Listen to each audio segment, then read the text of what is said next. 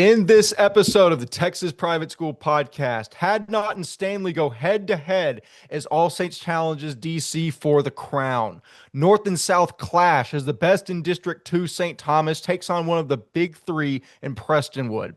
Divine Smith and Regents will try and fend off Moffett and Hyde Park as the Panthers try and claim the district title. Oakridge and Country Day face off in what might be the most competitive SPC title match in recent memory. And the granddaddy of them all, Falcons, Knights, Shanks, Warren, Larned, Moynihan, SBC glory at stake. All this and more in the Week 11 preview of the Texas Private School Podcast.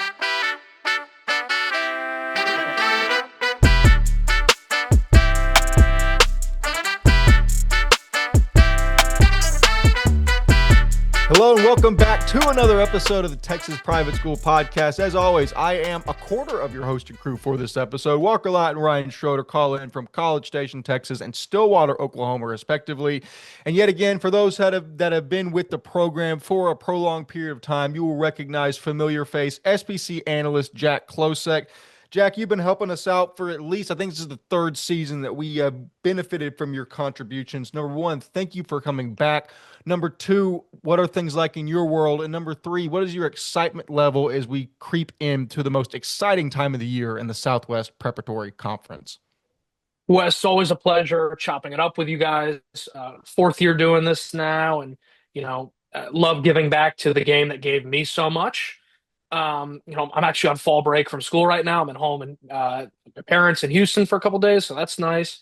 Senior at Columbia now, so that's all well and good. Super excited for SPC this weekend. Country Day in Oakridge. It's going to be a great matchup, super competitive. These teams didn't play in the regular season due to a cancellation, so I think it's going to be very evenly matched, and looking forward to breaking that down. And then, every year since every year since 2016, save my senior year in 2021, it's been Kinkaid and Episcopal, and it's no different this year. And that'll be an awesome game to break down as well. SPC was more parity in SPC 3A than we'd seen. I think in 4A, maybe St. Mark's and ESD didn't do what we thought. We were kind of mixed those up. St. John's took a big step back. And Cooper started very strong and unfortunately had a tough finish to the year, but they took a major step forward as a program. But nonetheless, it's been a great year, and there's going to be a lot of changes coming to SPC in 2026, and stay tuned to a future episode to talk about conference realignment and teams joining SPC, and there's some cool things to come there, as well as potential playoff structure that we teased in the past. So I'm looking forward to breaking that down in the offseason. But nonetheless, looking forward to getting into these games, and very grateful, Walker, Ryan, and Wes, for the platform you give me, and looking forward to finishing the season strong, and then transitioning into TAPS, where I look for me to help out at a couple games over Thanksgiving and such, and we'll go from there. Absolutely. No, it's been a fun year in the SBC, to your point. We kind of had a big three emerge, as it seems like the entirety of Texas Private School has their big threes. In 4A, you had EHS, Kinkaid, and Cooper. Cooper has since dropped off. And in 3A, you had Oakridge, Country Day, and TVS. And by the unfortunate fate of several two-point conversions, TVS has now fallen off. And there are two remaining in each conference. But before we get there, Ryan Schroeder, I'll turn to you in Stillwater. A fun time it's been so far. Now we're finally, I guess, at the first of the last. It's the last games that'll be played in the Southwest Preparatory Conference for the 2025 season. It feels crazy for me to say that out loud. It feels like we started our episodes on the season 2 weeks ago. Apparently, that's not true. Ryan, number one, how have you been? Number two, your excitement level as we get into crunch time of the TXPS season.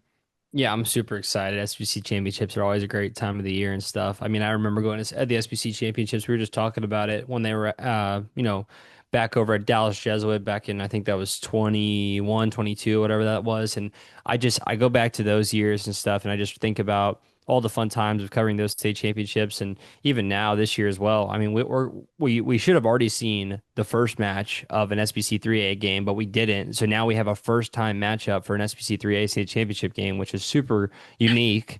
And then down in SPC 4A, I mean, well, this was a 4 point game last time, right, or whatever it was. So it's like I'm pretty excited. These are very close SBC championship games that we're looking at here. So I'm excited. I definitely think so. Walker Lott, same question to you. We are at the pinnacle of the season for many teams. Crunch time, it's do or die, especially in the SPC. Number one, how have you been? Number two, same question to Ryan, your excitement as we get to this point. Yeah, I'll keep it short and sweet. I've been good. Same as the last time you saw me on Monday, and excited for some SVC football. Definitely so. Yeah, if you can't tell, we're recording this the day after we recorded 2 episodes. At this point, there's no rest for the weary. We are pumping out content as quickly as we can get it to you, and that's a large testament to the man editing and doing all the graphics for the content, Walker Lott. So, Walker, thank you for your service. Love doing it. Love doing Hey, this. Love doing it. Sounds so excited. No, show some love. Y'all gotta show some love. We appreciate actually all the love too. I know people have been really enjoying the game highlights and stuff like that as well. Shout out to Jaden.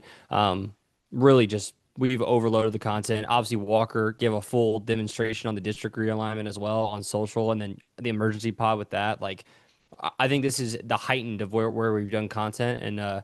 Give Walker his flowers, dude, with the Walkers and with the graphics in the episodes, man. They are not easy work, as well. Yeah, that realignment episode always does good numbers wise, and I think it's already at 700 in a day, so that means it's pretty good. And yeah. And I was gonna say the graphics are even digestible too. I mean, you could argue that they're a little even easier to follow than you know. Our episode probably. Well, I was gonna say I think you're like gonna say Tab's website. Tabs. Going back to that, Tabs. I don't know why some of the schools are highlighted yellow. I will never know what it is. I couldn't figure that out either.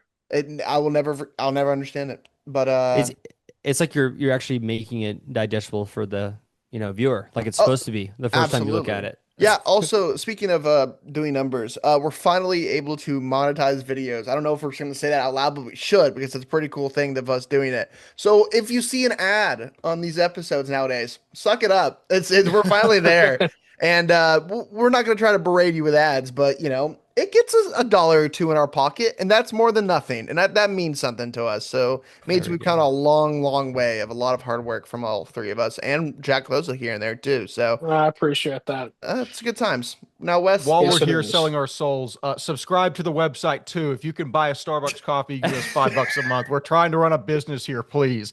All that being said, to wrap it all up, we're incredibly appreciative for all the support we've been given over the last 5 years. We've grown from basically little kids just talking about football to what might even slightly resemble a company. We're incredibly grateful for it, and we're going to continue to show our appreciation by breaking down 5 of the biggest Texas private school football games of the week as we do every week. And we're going to start with an incredibly interesting Division III contest in Mesquite. That is Dallas Christian hosting Tyler All Saints, where the Chargers are a 24-point favorite in this matchup. Trojans, Chargers, Mesquite, Texas, 7:30 p.m. The District 2 title is on the line. All Saints has been an incredible story thus far. They're 7-2, 3-0 in district with an average margin of victory of almost 40 points. It all starts with senior running back Emerson Hadnot, 1,254 yards rushing, 22 touchdowns, and 12.8 yards per carry. He's up there among Stanley Flores' Atkins as some of the best running backs in the division. Senior quarterback Manny Miser is also a stud at 6'2", 210, and 1,000 yards and 16 touchdowns on the year.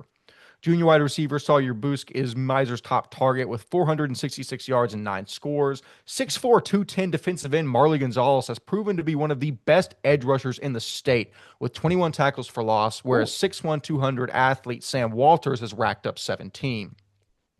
But the Trojans are matching up against some serious firepower. The defending Division III state champions Dallas Christian. We spoke about one team led by an elite athlete. Well, DC fits that bill as well with senior running back DJ Stanley. 1,350 yards and 20 touchdowns, and he's incredible. We have followed his stats so far this season, and I'm incredibly excited to watch him live just because Dallas Christian seems like a conveyor belt that just pumps out elite running back year after year, and DJ Stanley is no different. There is still the 3 quarterback system of Severd, Kirkhoff, and Johnson, as the sophomore Dylan Belt is the top target with 8 touchdowns. Hudson Dietz, Jackson Barr, and Jack Lamont combined for 63 tackles for loss and are allowing less than 5 points per game in district play. Looking at common opponents, All Saints beat Covenant by 10. DC beat them by 38. All Saints beat Bishop Gorman by 37. DC by 60. All Saints beat Shelton by 69. DC by 55. So maybe there's some comparison there. That being said, as much as I love Tyler All Saints, and if you would have asked me that back in 2016, the answer would have been very different because that's a mini Tyler private school rivalry. But I love the story. I think I love Manny Miser. I love Emerson Hadnot. You looking at the ends, especially, they've got like dudes. These aren't like really skinny white kids that we basically would trounce back in the day. These are some legit athletes, much more so than the caliber I was in high school. That said, the pick has to be Dallas Christian. There's too much talent, there's too much size, there's too much pedigree. That being said, like I just mentioned, All Saints has talent, side, and speed, something they haven't in the past. DC has seen talented teams this year, but not in district play. I think there is a world where this could be a close contest into the second half, but that even might be grasping at straws. All that being said, I can confidently say this will likely be the most competitive match that DC sees in district play. At the same time, it shouldn't be close for a team that is basically competing for a state title. If you're looking ahead to teams like Lubbock Christian and San Antonio Holy Cross, you can't slip up against a team like Tyler All Saints. I'm sure that's not the All Saints memo going into this game. They want to go out and win a district title for the first time in I don't know how long. I don't know if All Saints has ever won a district title anywhere outside of basketball. That said, Walker Lott, the pick is Dallas Christian. Where does your pick lie? Do you see that behind me? I You see see a that thing? howdy You sign. see that thing rolling? You see that rolling down the hill? Oh, oh. It's the rolling ball of chainsaws. Give me Oh. Dallas Christian. Bringing it back from year one. That's what I'm doing. Yeah, I mean, it has to be DC. There's not much more to say here. I love All Saints this year. It's an awesome year. They're dominating, flipping the script on everything we thought about this team this year. Shout out to Manny Miser, but it's the rolling ball of chainsaws. What more can I say? Ryan Schroeder, I feel like that might be a common theme. And Walker, I appreciate you bringing back maybe my favorite moniker I've ever employed in the rolling ball of chainsaws that I might have stolen from another college football personality, but we won't go back and forth on that. Ryan Schroeder, where's your pick in this game? Yeah, I mean, I'm scrolling pretty far back, man. I mean, this is Tyler All Saints. This is 1-8 Tyler All Saints. This is a program that should not be in the position they're in this year. 7-2 is an accomplishment in and of itself. You're clearly fighting for a district title. And with that being said, like Wes said, everything's gonna be laid on the line and stuff. Eventually, you run into what is the brick wall or the rolling ball chainsaws or whatever what you want to call Dallas Christian is. This is just it's pedigree. It's tradition. It's whatever you want to call it. A Dallas Christian that they run through their district. We used to have a segment back in the day. We were actually just talking about it, which was how much was Dallas Christian going to win by? Just because that's what they've always done, right? Scrolling back to that 2016 game, Wes, can you name the final score of your Grace versus All Saints game that year? I don't, but I know in the week leading up to it, we knew we were going to win by so much. We were developing a lineman backfield package where our starting offensive guard was the quarterback and our starting nose guard was the running back. And we ran that for about 2 drives and nobody could stop it. That being said, I'm going to guess 58-7. Oh my gosh, I thought you were about to say it. 56-0 was the final. Yeah. And also they lost 56-10 to Dallas Christian that year as well. It's not going to be that final score. I'll tell you that right now. The final score is not going to be that final score. It's going to be a closer game, but it's the inevitable. It's Dallas Christian. The Chargers got this one and it won't be too far out of reach, but it's not going to be too close. That's my take. Alrighty, Jack Klosek, I know Taps isn't your arena specifically, but it should be a pretty easy game to pick unless you have no like real repercussions if you get a pick wrong here. So really the smart answer might be just to go crazy and pick All Saints, and you're the smartest man on the planet if you get it right. No, I mean, you guys know I pick against myself every week, and I share my pick sheet, and I try to keep up with Taps as much as I can. Certainly, I don't have the breadth of knowledge that I do about SPC, but I like to think that I stay informed. And All Saints is as good of a story as you can ask for. What a job they've done. A couple wins against UIL teams, smacked Trinity Christian from Willow Park, undefeated in district, beat Covenant from Dallas. Like, you have nothing to hang your head about if you're All Saints, but it's going to be a clean sweep across the board. This is, on my pick sheet on TXPS, This is going to be Dallas Christian all the way. They're going to lock up another district title. I think they'll probably do it in convincing fashion. I don't see this being super super close, but All Saints may be able to hang in there. But this is you gotta what is it to be the man? You got to beat the man. Like I don't think All Saints is at that point yet, and maybe they get there, maybe they don't. But you got to that's a feel good story, and they're definitely a team that's going to win a playoff game, maybe two. But give me the Chargers on Friday night to make it a clean sweep across the board. There we go. I've also made it evident that I don't care if DC's playing the Patriots. I'm not picking against Dallas Christian in Mesquite because I did that once against Fort Bend and they beat Fort Bend. And then I was basically assaulted after the game. And then I found myself on TikTok being assaulted. I'll find that screenshot and see if I get it to Walker to plug in here. But I do not pick against Dallas Christian in Mesquite after that moment. That being said, we're going to move from Division 3 up 2 rungs to Division 1 in an incredibly fun non-district matchup this late in the season that'll see St. Thomas travel to Prestonwood, where the Lions are 7-point favorites. In an incredible appetizer for the Division 1 playoffs, St. Thomas will travel up to Plano to take on Prestonwood Christian. St. Thomas has waxed their schedule. They're 8-1 on the year with a single loss to Kinkaid, which is very respectable, by the way. St. Thomas has not even been remotely tested outside of a 5-point win over Concordia Lutheran. Junior quarterback Pierce Jacobson has thrown for 1,500 yards and 23 scores. 7 of those, along with 577 yards, have found junior wide receiver Nate Tidwell. Running backs Miles Stewart and Javon Waldron have combined for over 1,100 yards and 17 touchdowns, as the rushing attack has also been very potent for the Eagles. But St. Thomas makes their money on defense, allowing less than 9 points per game in district play. We knew this would be the case with head coach Ray Davis. And it's hard to go wrong with the Duke commit Obina Ume screaming off the edge with 20 tackles for loss and 9 sacks, truly one of the best in all of TXPS.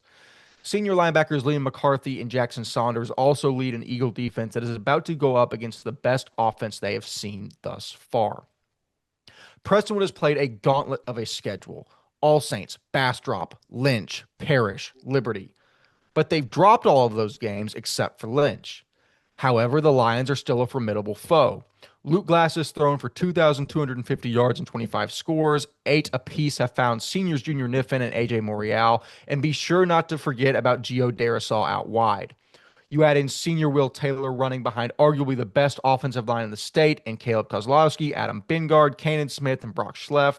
You factor in Cam and Kaylor Pettijohn, Eddie Brownstein, and Ty Gilday on the defensive side, and there are so many good teams in Division I, especially in the North, that you might forget the Lions are among the best of them. And quite frankly, the script ends there because when I was writing this in bed at almost midnight last night, I was like, I don't have enough brain power to actually formulate a pick for the game. I will do so now. St. Thomas is great. They're a really, really good team. And this is kind of the matchup to see, like, hey, every year we're like, the North, all things even, is better than the South. I think you look at St. Thomas and Prestonwood on paper, and you're like, disregarding the records, because obviously Prestonwood's schedule has been much better, but just from a talent standpoint, you're like, this could be pretty even. So my personal law states you take the Division I North team. And typically in these spots, this is where you see the big switch and I go crazy. I'm not. I'm taking Prestonwood in this game. I really do. And we saw this especially in that Parrish game. Regardless of the outcome we've seen against some of the top teams, whether that's Bastrop, Liberty Christian, even Parrish, that they had control of that game until the very, very end. I think Prestonwood is one of the best teams in the state. I think that this is a team, quite frankly, that can win a Division I state title. I think St. Thomas is up there too, but right now I think Prestonwood has been tested by better teams, and still the fact they have the caliber of athletes to match that, also with a great coach in Donnie Yantis, I'm going to go with Prestonwood. Walker Lott, this could be my DFW Northern bias showing here because I've seen Prestonwood. You've seen St. Thomas. Where are you going as the man from the South? Yeah, it's going to be a very interesting one because St. Thomas hasn't faced a team like this at all. They haven't faced a team this physical, this just big, right? Their offensive line is, like you've already said, that massive. And I mean, St. Thomas just hasn't face a team like that. You know, Kinkaid's known for their culture and their physicality and stuff like that, so they'll face a team as physical in Kinkaid previously, but just size wise, nothing similar, right? Um, and that's where it's going to be interesting. I think they have talent. I think Nate Tidwell is one of the best receivers in TXPS. I think he's shown it this year where he's just special. In Division One, I would put him up with Pyle, of course, being number one, but he's not that far behind him. Um, the question is just can they compete? And they has the I don't even say a bad schedule because they've just played the teams in front of them and they played the top teams in Houston. Like they've done what they can, but at the same time, it's just not Liberty, Bastrop, right, and Parrish. Um, I also the big factor for me is this, and we talked about it last episode of like, are they going to play everyone? Is this going to be a fully healthy game? Like, is everyone like 11 on 11? Are they going to play the ones Yeah, the entire game? like one of the Pettijohn brothers got hurt in the Parish game. Like, you know what I'm saying? Like Right. he played in CCA, but like that is a great question of like, do you even risk injury at this point? In Right. a So game that ultimately means nothing, really. it doesn't because this game, Nothing. if Prestonwood beats Liberty in round two in a couple weeks, this is the matchup in the semifinals once again, right? So it's Mm. like Mm. it's the game is on here because on paper this game is massive and it's Mm. a historic game for a reason. I'm glad they're doing this, but at the same time, do you risk Miles Stewart and Javon Waldron carries in this physical of a game before you go in the playoffs? I don't know. I really Right. don't know. Right. So I think there's probably some precaution on both sides of maybe not playing this fully healthy. And I want to mention that out loud because I want to be shocked if we see it and we're like, wait, who got touches in this one? Who got catches in this one? Right. Because it's probably going to Right. happen. But at the same time, if they play a half, both these teams, and it's physical, this is a fun one. And I'll my pick for after all this, my pick's Prestonwood. I just think St. Thomas hasn't faced a team like this, but it will be good for St. Thomas to face a team like this because I think they're talented enough to compete in certain aspects. And so when this game is played in the semifinals, maybe it's a little bit closer than you think. But this is the level they'll realize this is the level they need to play at, right? So this is a good test for St. Thomas, but I'm gonna pick Preston on this one. They're just too battle tested. It'll be interesting. Ryan Schroeder, your pick on the night. Yeah, I love this game. I really like this is an example of a game that I want booked every year as well. Like I would love for this to be a Houston Plano rivalry and stuff like that. But like we've said, and I think the First Baptist Holy Cross game was an example of like, well, are they really going to play everyone? But that's a little different, just because both of their districts are not great. They're not really, barring random injuries, they're not playing anyone too physical. That's like whatever, right? This is a Right. different scenario. You just ran through the gauntlet of your district, either side of the coin here, whether it's the south or the north. They're banged up. I would love if this game got moved to September. Obviously, that's Yeah, the if this general is like a idea. week two game, this would Yeah, be perfect. I think obviously Houston St. Thomas would replace this with Lake Creek or something like that. I mean, not fully. You want to play public schools, but anyways, all that to say, the game's being played this Friday. This Friday, so I'm going to give you my answer for this Friday.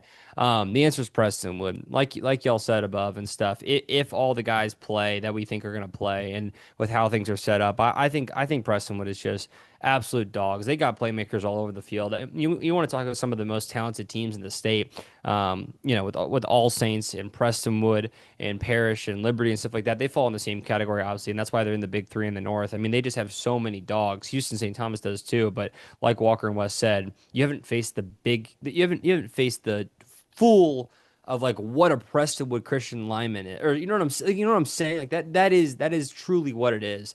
And I think that's why Prestonwood Christian, if everyone plays how they're supposed to play in this game, that's why Prestonwood wins this game. Definitely so. Jack Klosek, this is a fun one. As I mentioned, I think Prestonwood's record's a bit deceiving given the caliber of talent they've played, but Houston St. Thomas is a fantastic team as well. Being another man from Houston, I don't know if there's going to be any bias on the part of St. Thomas here, but given the stats and the outlook we have in front of us, which way are you going? Look, I had the chance to watch, the St. Thomas Kinkaid film, watch that game, and I mean, Kinkaid pretty much dominated them. I would say that's probably the best opponent St. Thomas has played. Whereas Prestonwood's, like we talked about, they played Alston, they played Bastrop, they played Bishop Lynch, they played Paris, they played Liberty, and they hung close to a lot of those teams. They Bastrop kind of ran away at the end. They won by 15, I think, and same thing. Liberty won by what was it, 14. I think going on the road to the Metroplex is always difficult from Houston. That's a longer road trip than St. Thomas is used to, just kind of playing in the Houston and Austin, Houston, Austin, San Antonio area. That's going to factor in. I think you guys bring up an interesting point with who's gonna play. But then I go back to like I watched the Kinkaid St. John's game, and I'm not saying it's a little bit apples to oranges, but that also was a game that didn't have playoff implications. And yes, there was rivalry there, but Kinkaid was the much stronger team for the first time in, you know, probably since my junior year of high school, maybe my sophomore year.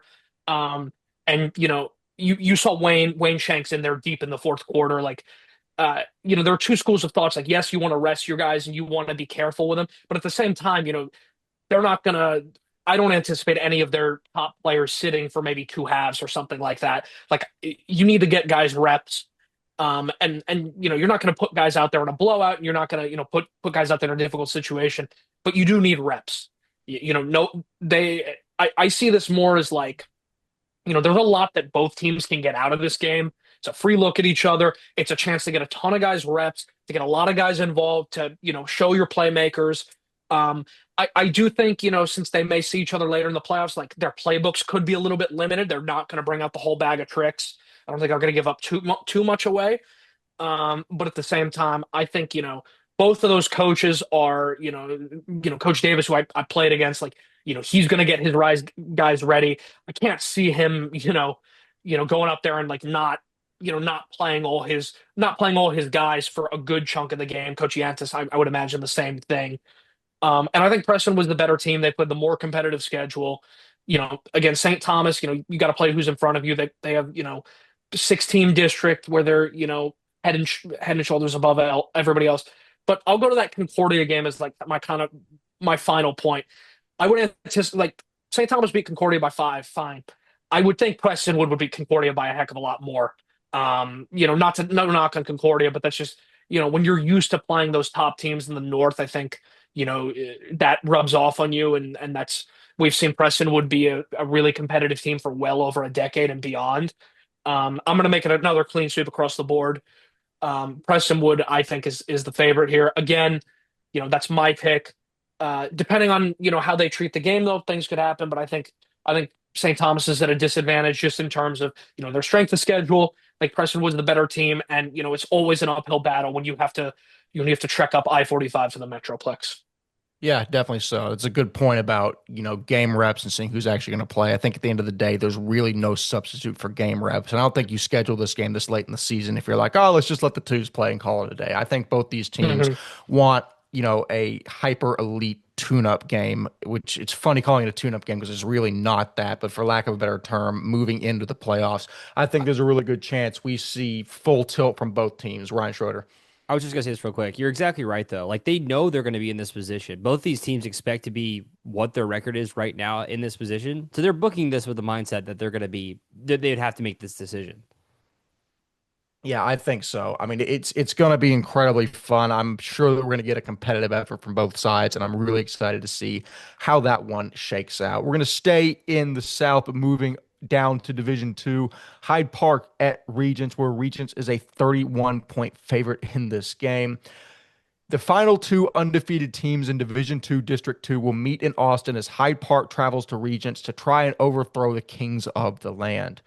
Hyde Park has had an excellent season under first-year head coach Ross Roby, 7-2 overall and 5-0 in district, and all of this with your top weapon going down in Houston Shaw before the season even started.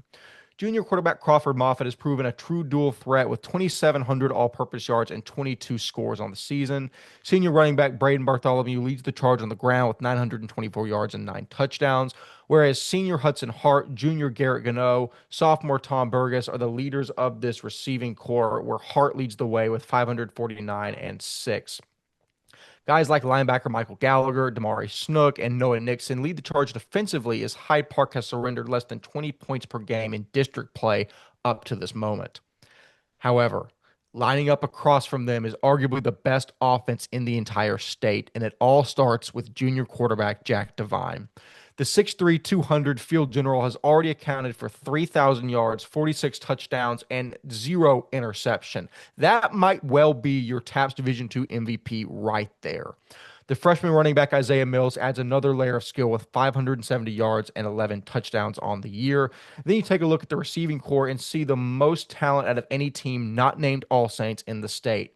Blake Smith with 9 games played, 42 receptions, 816 yards and 12 touchdowns. Senior Cade Millington with 735 yards and 13 touchdowns. Senior Drew Novy with 349 yards and 5 touchdowns. It's not just Divine is a great athlete on his own, but it's also so many weapons in the receiving core that he can throw to. Just it's still striking to me how we got to watch Jackson Smith for at least 2-3 seasons at Regents.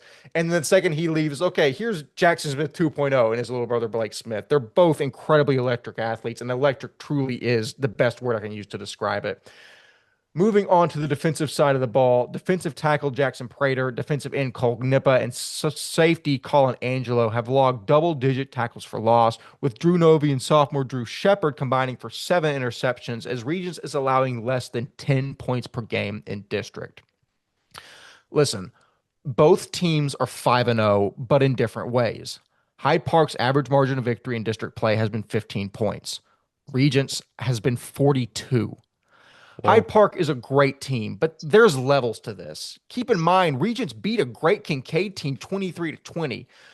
We talked and we mentioned this off the top of the episode that there are kind of big threes in each level of TAPS and SPC this season. And the big three in Division 2 is All Saints, Regents, and TWCA. Hyde Park is a great team. They're a great team, not just in their district, but in their division. They're just not elite yet. I wouldn't be surprised if they get to that point under Roby. But as for this year, it's kind of like DC and All Saints. It's a great story. Both teams are undefeated, vying for the district title. But you look at this game on paper, and one team just clearly stands out to you. That's why I'm taking Regents. But the nice thing about this contest is it's not played on paper. It's played between the sidelines, and we're going to see if Hyde Park hears this, gets mad at it like we've seen some other teams do so this year, and really go out and try and make a statement. Walker Lott, I know they'll be going out trying to make a statement. I just don't know how you get past a team in Regents that is quite frankly elite. They're fantastic.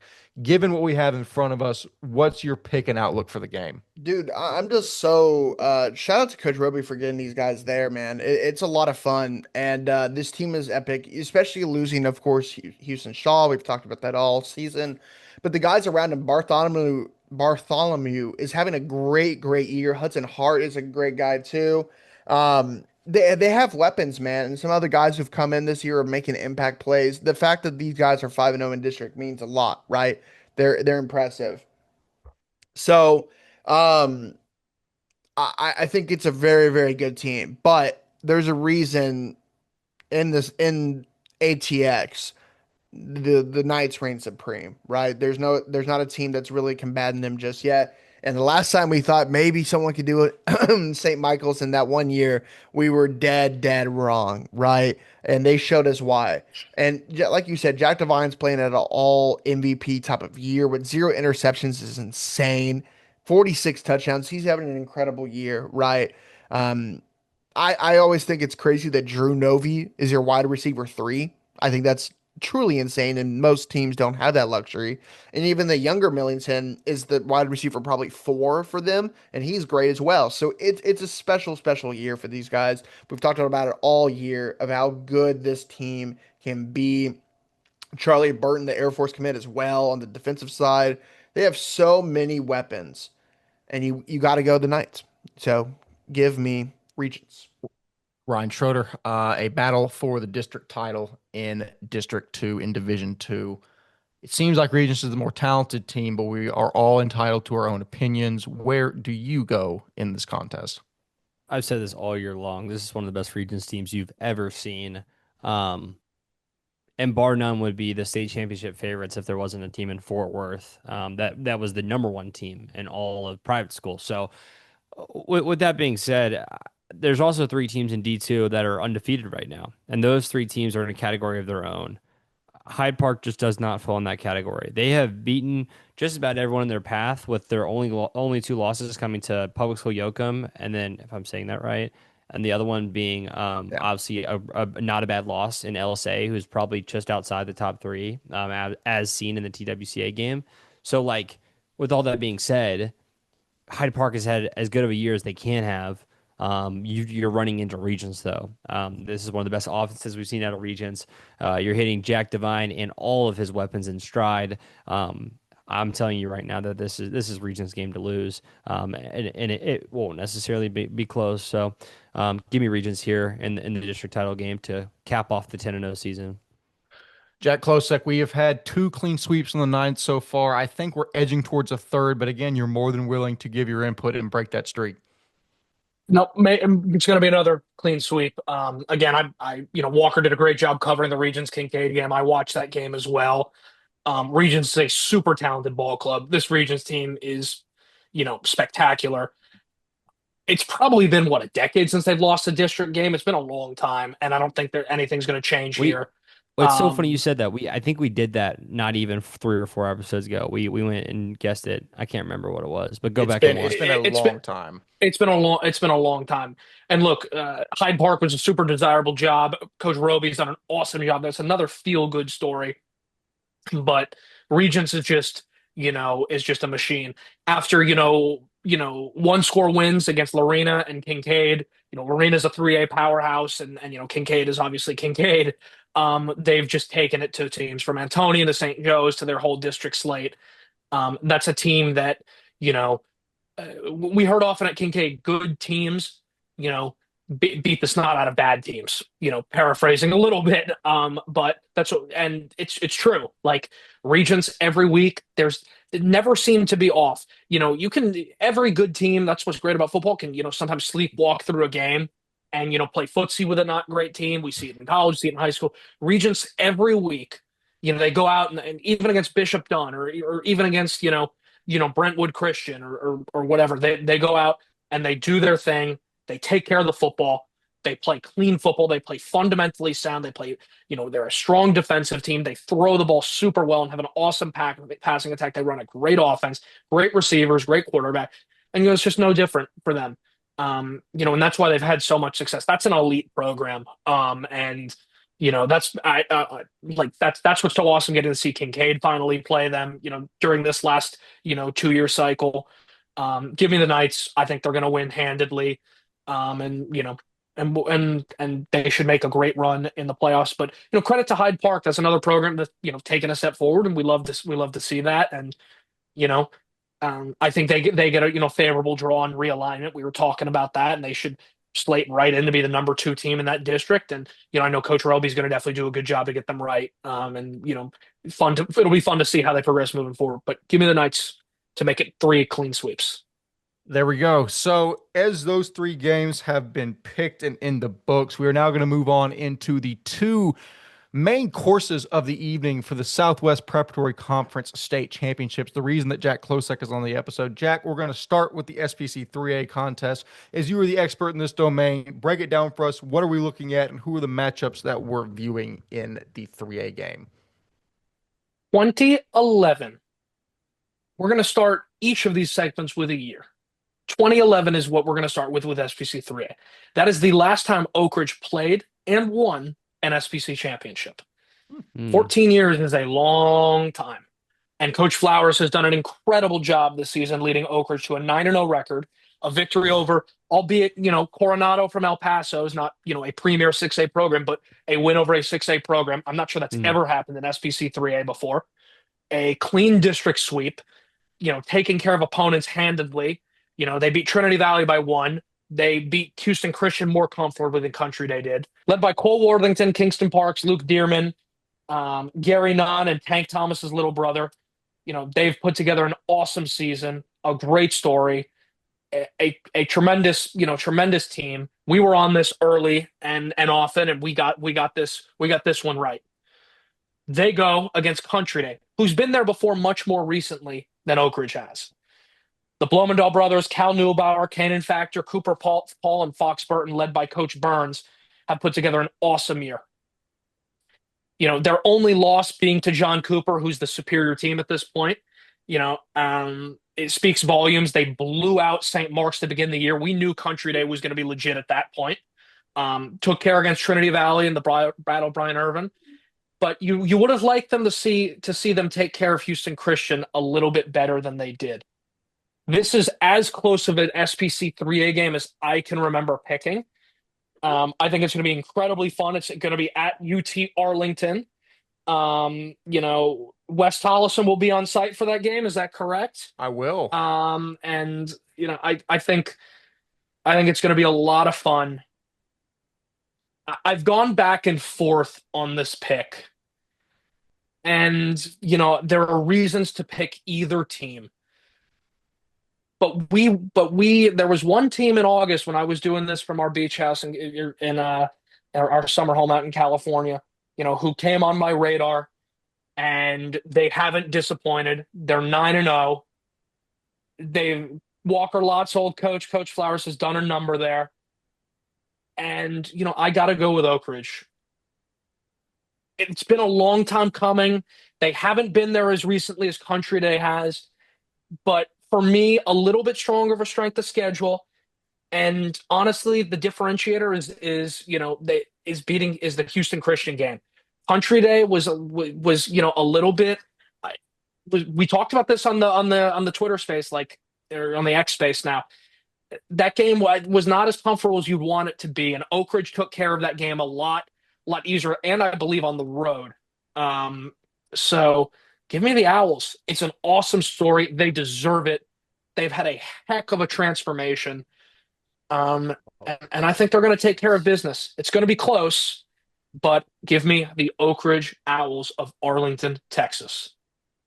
This is such a fun game. And I mentioned off the top that, especially in the past weeks, I feel like that we have had a decent cluster of games that were like, this team blows this team out, this team blows this team out, wrap it up, put a bow on it, done. And that was shown in, 14-1 records for, I think, almost all of us in the preceding weeks. This is so fun because, just kind of like the other games, I got on the episode and I'm like, I don't know who I'm picking here. The matchup, it's not rocket science, and it's not saying anything that people haven't thought of before. It's going to be between Cole Worthington running the ball, who's got 17 touchdowns and almost 900 yards on the year, versus that Fort Worth Country Day front of Cal Neubauer, Thomas Blunser, Fox Burton, and then Major Factor, who people talk a lot about Cannon Factor, how great of a receiver he is. Major Factor is a great defender in his own right. Yeah. I haven't seen Oakridge this year. I saw them last year. I saw Country Day this year. I also love Cooper Paul. It's just physical specimen at quarterback. I've got to go with Oakridge. I've made a lot of gut picks this year, and contrary to my pick record, the gut picks I've made on the episodes have been right largely. I think this is close, dude. I think this is a 3-point game. I think, God forbid, this comes down to maybe another failed 2-point conversion, and that's why one team ultimately is in the state champions. I think the X factor as well. Luke Dearman's fantastic. I think the X factor is junior wide receiver Kingston Parks. He's one of the most talented players in all the SPC. He's only got 347 yards off 19 receptions and 3 touchdowns this year, as Mr. D's and Cole Worthington have been bigger targets. I just think that he cannot disappear in this game. I think we've kept our eyes on him a lot, and then we maybe haven't seen some of the stats that we would have expected. I think he will be one of, if not the best athlete on the field. If Dearman can find him, I think they can take the top off of the defense and really open up more lanes for Cole Worthington. That said, Cole Worthington doesn't need more lanes to be open. He's going to score regardless. All that said, I was going to say, what sound does an owl make? Hoot? Yeah, I can't incorporate that in a cool way. Hoot, hoot, coo, whatever. Give me the Owls. Go Oakridge. Walker Lott. This is gonna be a fun one. I think the defensive lines are gonna be the biggest part of this game, right? The major factor on one side, for the Falcons, and for Oakridge, right? Caden Thomas has been an awesome freshman to watch this year. Easton Jefferson has been a dominant force on the defensive line as well. Yadi Warren as well, the other defensive lineman for Oakridge. There's just so much talent in the trenches for this Oakridge team. I'm gonna go them. You would be crazy if you think I'm gonna go against my old Coach Flowers, man. Him, Coach Christensen, the guys over there that have brought me so much joy of playing the sport of football. I'm not going against them now. Give me the Owls. Give me Coach Flowers. Give me Cole Worthington. Give me the Oakridge School. Ryan Schroeder, we are yet again 3 on the side of the Owls, and what I thought would be the most competitive game of the slate. two incredible teams, two of absolutely the most deserving to play for an SBC title. Your thoughts on Oakridge versus Country Day? Yeah, I mean, I think I was alone last time on picking Forward Country Day. And I'll first just start off this. I know it doesn't mean anything, and these teams were already set to be in the state championship game, so it doesn't matter. I mean, it's kind of the same conversation as the Prestonwood St. Thomas game because they think they're going to play each other in like 3 weeks and stuff like that. Which Prestonwood has a taller task in front of them, but all that to be said is I really was definitely disgruntled that they couldn't figure out a way to play this game when we knew the weather was coming in. That had to have been rescheduled. Like every other team in the entire state was able to play, and Oakridge and Country Day didn't get their game changed. And I think that definitely was like the biggest like why, I guess, is the first question. Matter. I don't know. You say that, I guess, but like it's because you're right. You don't want to risk injury, but you still played your last game of the season anyways, and both these teams crushed their last games of the season. So it's like it doesn't matter. But I thought that was weird that everybody else played their game and they just decided to let the rain come in. But with that being said, honestly, I'm a really big fan of the Factor brothers. I think they're both solid players. Quarterback wise, Cooper Paul and both the freshman quarterback Hayes Casey are both solid players. Cooper Paul and Hayes Casey have the most opposite builds of all time, but that's just the difference in what weapons they have. We'll see what they throw out there, but the true X factor for Country Day is Fox Burton, and you're gonna have to give me Fox Burton in this one. I think he takes over. I think he has his best game he's had the entire season in this one. Give me Country Day. I'll be the other side of the three-headed coin that is y'all three. Beautiful. No, I really like that. Again, it's such a closely contested contest, or it will be, in my opinion. I'm glad we have at least one side taken in Country Day so that we don't get the now four-sided meme of death with all of us picking Oakridge and Country Day inevitably winning. So, Ryan, thank you for finally appeasing me.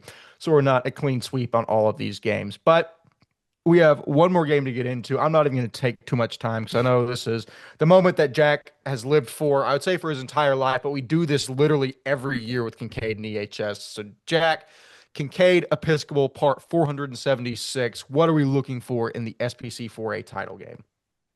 So I said I was going to start this segment off with a year. I'm going to start this time off with 2008. That is the last time neither Kinkaid nor Episcopal were represented in the SPC Championship. That SPC Championship was Holland Hall and St. Mark's, and St. Mark's won. I believe Emmanuel Acco was on that team, on that 2008 St. Mark's team. The Acco brothers went to St. Mark's. And that's where we'll start there. These two teams have dominated SPC, what was large school, what was Division One, and now what is SPC 4A.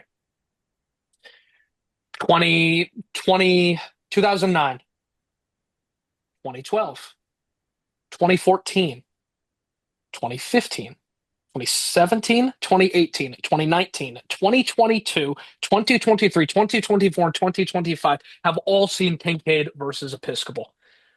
It is the rivalry in SPC. It's every year we seem to see this. Now this year, we thought it was going to be Cooper.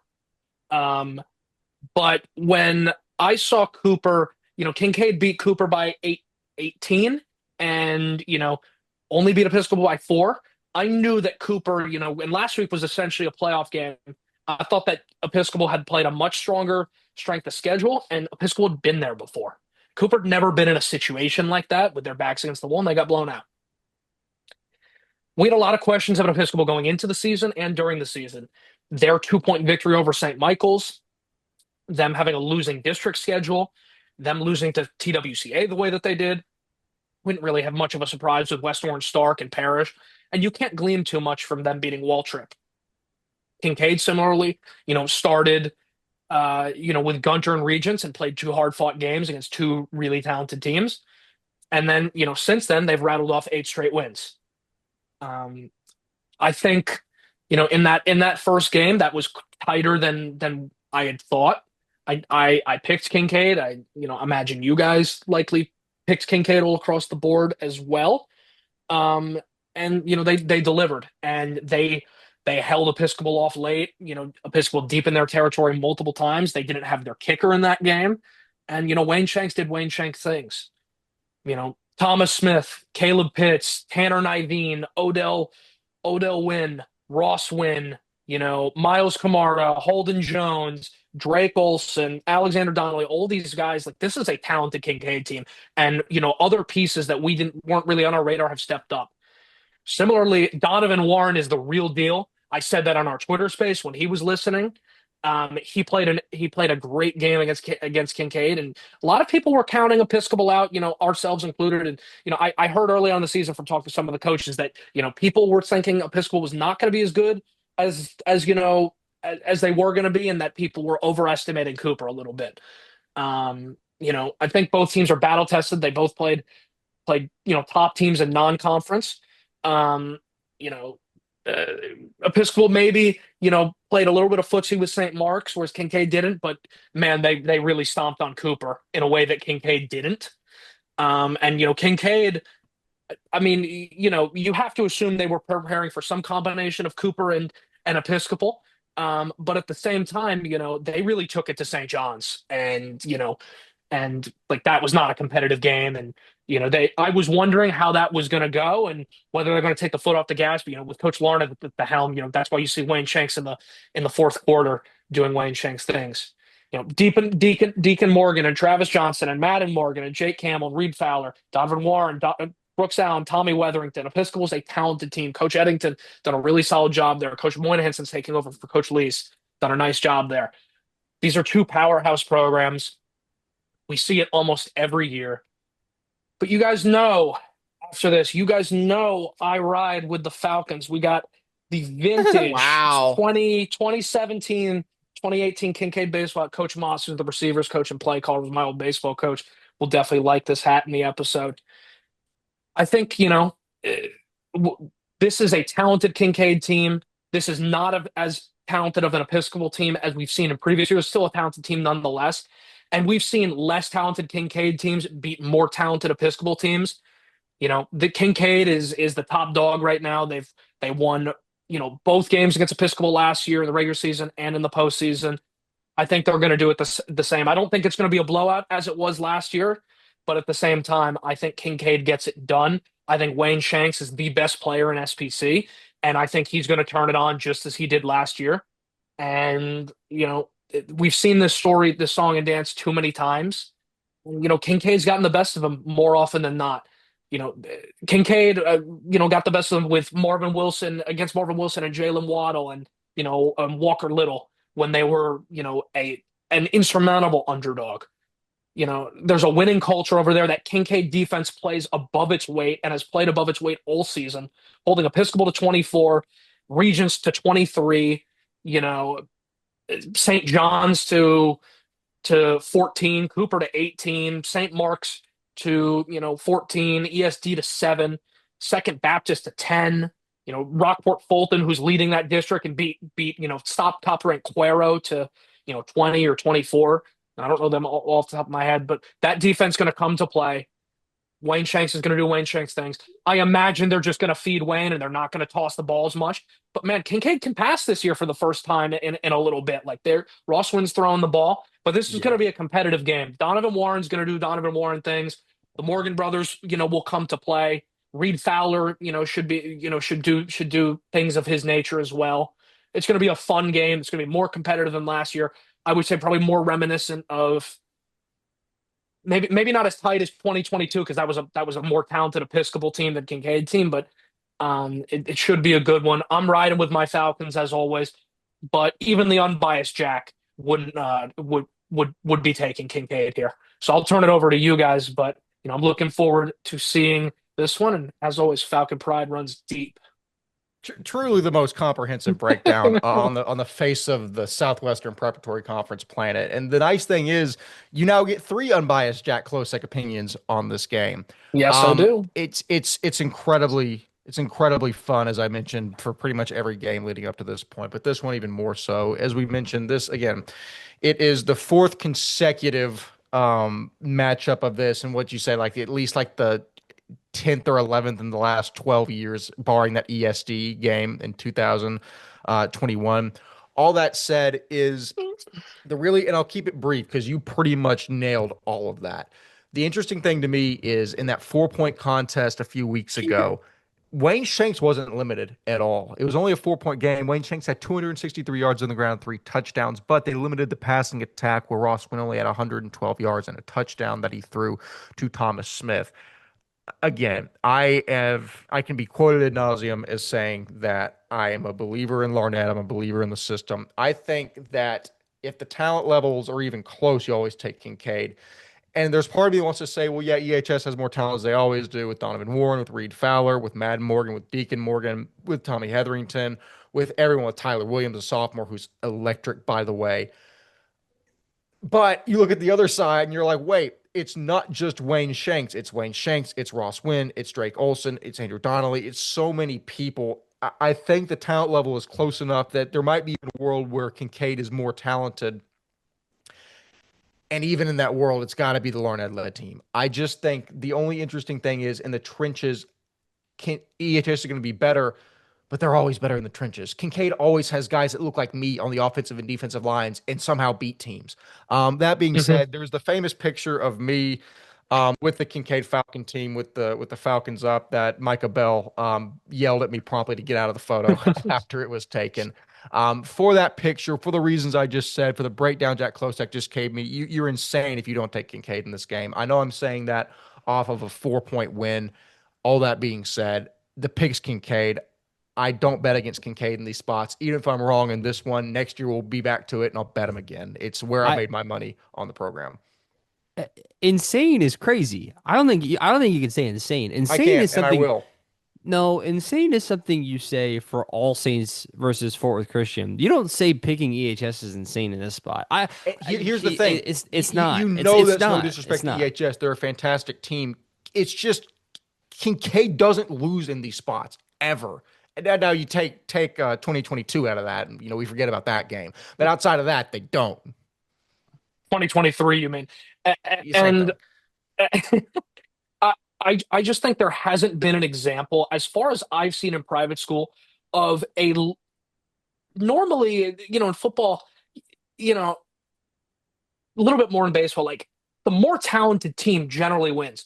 I don't think there's been another example. I'm not just saying this because I went to Kinkaid, but I truly believe this. I don't think there's an example over the past 15 plus years of a rivalry between Kinkaid and Episcopal where the team who has less talent on paper consistently wins. And they may not win in the regular season, but they win in the playoffs. And that's demonstrable. That's 2017, 2015, especially 2022, even 2024. Like, I think that's that's just how it's been. And I don't think I'm not going to say it's insane. It's not insane to take Episcopal. I think Ryan's right there, but I can't think of another kind of rivalry where, consistently Episcopal has more dudes, more transfers, more talent on paper, maybe more Power 5 guys, and they lose. And they lose games. Here's my flip side of that Lord. argument. I'm holding to my insane take.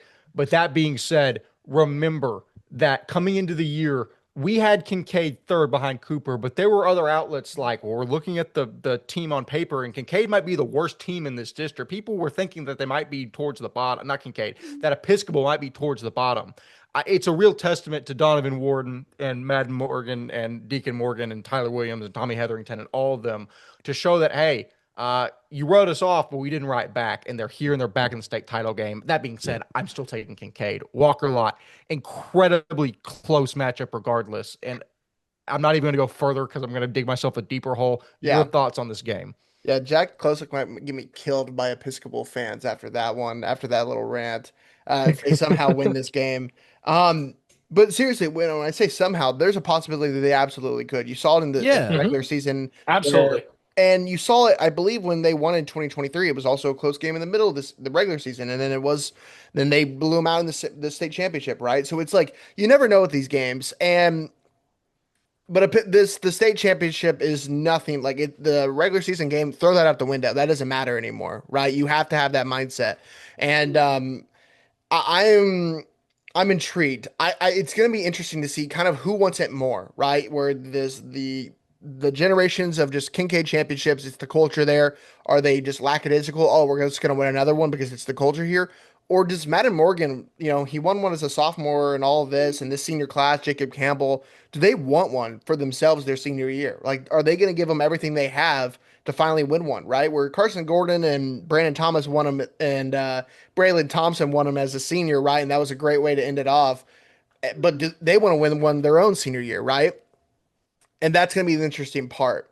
It comes down to the trenches, right? We saw it. I saw it in the Cooper game against Kinkaid. They will just flat out beat you and demolish you in the trenches. They will out physical you. I don't care if it's a 6 foot center. I don't care if he's 5'10. He will out physical you every single snap because that's just who they are, right? If you're playing defensive line, if you're playing offensive line, they're going to out physical you. It doesn't matter how big or how strong you are. But the other thing about that is that you saw it. Madden Morgan, Deacon Morgan, Travis Johnson are just like that as well. Where in the trenches, they demolish and they are physical as well. And it's going to come down to who wants it more in the trenches. Wayne Shank, I saw him last year, and this was kind of one of the games that really shined for me, where he had like 4 touchdowns and almost a half last year and just flat out demolish Episcopal. And do I see that coming something again? Maybe, honestly. It could be another Wayne Shanks demolishing for 250 yards and 4 touchdowns. But I think, Donovan Warren's going to give them a run for their money, and he's going to go for 300. It's going to be such a fun game. For my pick, it's coming down to who wants it more. And I told Peter Luzui after the Episcopal or the John Cooper game, I will never bet against the Falcon. I'm not doing it again. And I'm going to pick Kinkaid here. I can't do it. I can't do it. I have to be on the side of the purple and yellow and white in this one. And Gold. is it gold? It is gold. It's gold. Okay. It's gold. Purple and gold. Give me the Falcons.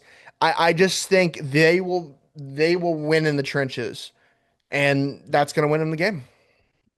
Ryan Schroeder, in a game that's going to be as closely contested as I anticipate this one being. I've done this several times this year. I implore you to take Episcopal, please, because I think Kinkaid's going to win the game, but if there's a nightmare scenario where we all pick Kinkaid and we're all wrong, a certain sect of people is going to obliterate us. Please take Episcopal. That's fair. But what have I said every single game over game about Wayne Shanks? What have I said?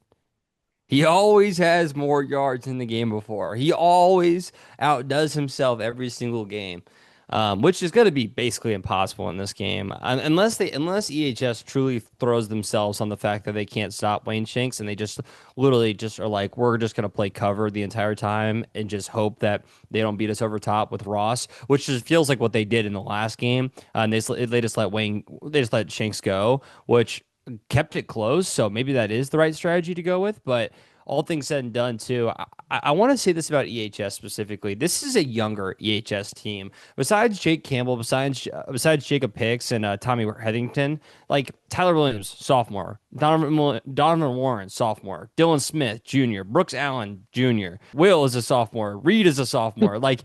All these dudes are young. This is a young EHS team. They're going to come back even better this next year. Desmond White is a sophomore DB. He's also a underclassman. Like Reed Fowler's an underclassman. All that to say, this is a young EHS team. They're going to come out even better in years to come. But this year is Wayne Shanks' year. And this year is the year that Wayne Shanks just does Wayne Shanks things. And if he hasn't had a 300-yard game this season, I don't think obviously the state championship game would be the one that he would have it in, but he's only improved game over game. It'd be crazy not to think that he may be able to do it even in this game. Well, that's not the answer that I was hoping for. And now I'm going to be watching this game with great intent. Walker Lott, we might be sending to his death sentence for this game just because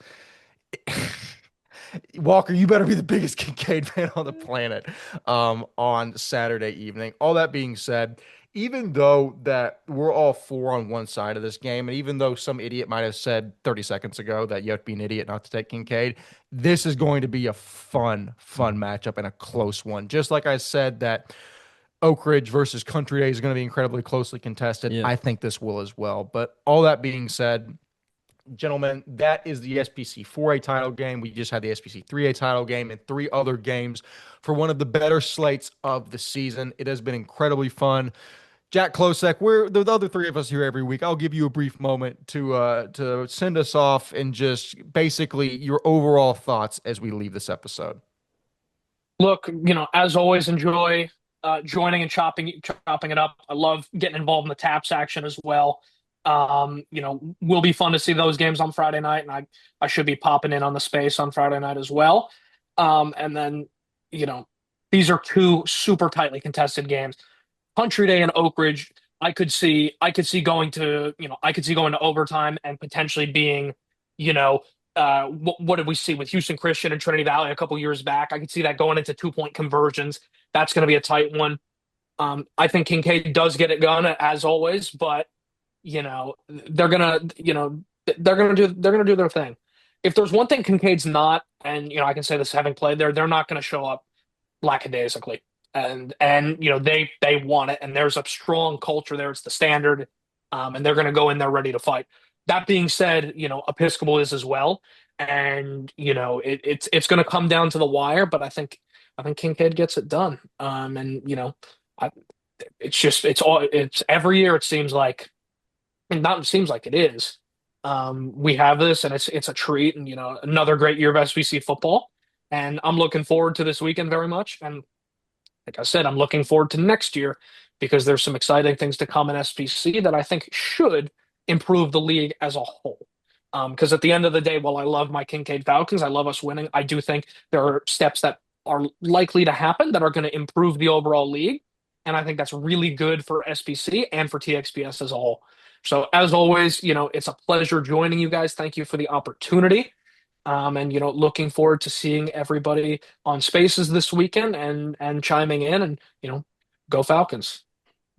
Couldn't say it better myself. Gentlemen, we are at the pinnacle of the SBC season, the final game. We are going to give you all the content from both of those games as well as much analysis as we can recap. But as always, Jack Klosek, we appreciate you coming on and your contributions throughout the year. As for that, I have been a quarter of your host and crew, Wes Tolleson. Walker, Ryan, and Jack have fantastically been themselves. We will see you in the next episode. See you later.